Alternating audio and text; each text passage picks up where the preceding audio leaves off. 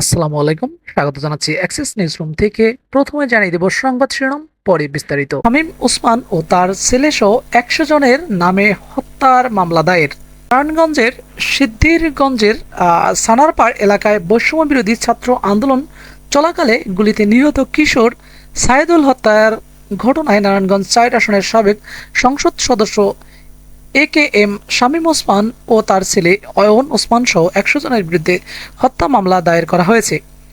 একই ঘটনায় মহানগর আওয়ামী লীগের যুগ্ম সম্পাদক শাহ নিজাম, শামীম ওসমানের ভাতিজা আজমেরি ওসমান, শামীম ওসমানের ছেলে অয়ন ওসমান, কাউন্সিলর মতিউর রহমান মতি, মানিক মাস্টার, হাজি ইয়াসিন, নূর উদ্দিন মিয়া, জস মিয়া, নূর সালাম নূর সহ ও শাহজালাল বাদল সহ 100 জনের নামে অজ্ঞাত আরও 150 থেকে 200 জনকে আসামি করে মামলা দায়ের করা হয়েছে।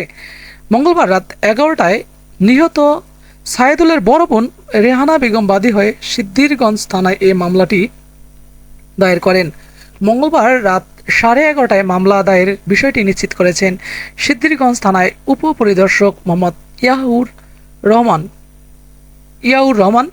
মামলার এজাহারে উল্লেখ করা হয়, গত 21শে জুলাই 1, 2 ও 3 নং আসামির নির্দেশ ও হুকুমে উল্লেখিত অন্যান্য আসামিদের হাতে থাকা লোহার রড ও ধারালো অস্ত্র দিয়ে হত্যার উদ্দেশ্যে এলোপাতাড়ি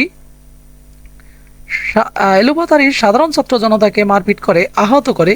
একইভাবে আসামিগণ তাদের হাতে থাকা আগ্নেয়াস্ত্র দিয়ে হত্যার উদ্দেশ্যে গুলি ছুড়লে বাদীর ছোট ভাইয়ের বুকে গুলিবিদ্ধ হলে সে মাটিতে লুটিয়ে পড়েন। পরে তাকে স্থানীয় জনতা উদ্ধার করে সানারপাড়া ইস্ট ভিউ হাসপাতালে নিয়ে গেলে ডাক্তার তাকে মৃত্যু ঘোষণা করেন।